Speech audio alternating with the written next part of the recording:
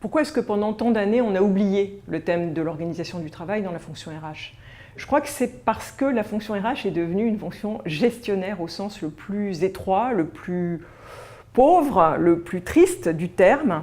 On s'est beaucoup focalisé sur la question de la mise en place de process, de tableaux de bord, d'indicateurs. On en avait besoin, donc voilà, il faut aussi resituer les choses dans leur contexte.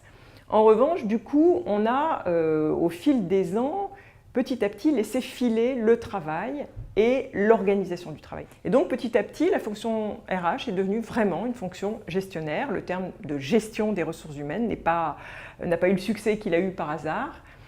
Et puis les choses avançant et les entreprises étant sujettes à de plus en plus de transformations, de mutations, de réflexion sur l'organisation, eh bien, ce thème est en train de réapparaître.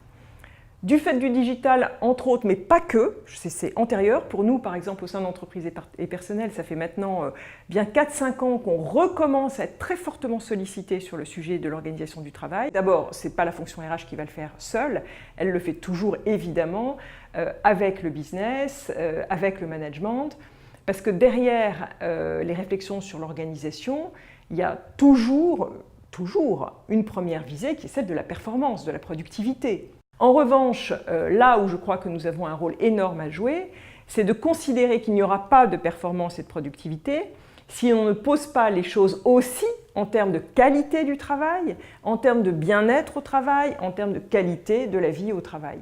Et la qualité de vie au travail, ce n'est pas quelque chose qui se passe à côté du travail. Ce n'est pas le fait d'avoir des avantages à la cantine, dans une conciergerie ou autre. C'est bien d'abord et avant tout dans la manière dont on pense ce qu'on demande aux gens de faire. C'est ça l'organisation du travail.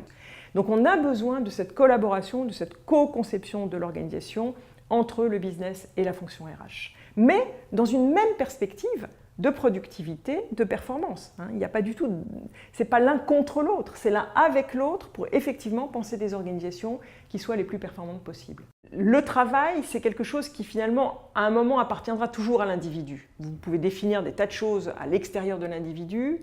Il y a un moment où c'est lui qui fait ou qui ne fait pas, qui a envie de faire ou qui n'a pas envie de faire, qui a envie de contribuer ou pas, et ce n'est pas seulement parce qu'il va être payé, bien payé, reconnu de manière extérieure que ça va marcher, c'est aussi parce qu'il s'y retrouve avec l'impression justement de faire quelque chose de riche, d'intéressant, de varié, qui lui permet de se développer, qui lui permet d'apprendre, qui lui permet de collaborer de manière efficace, et qui lui permet vraiment, je crois très bêtement, de réussir ce qu'on lui demande de faire.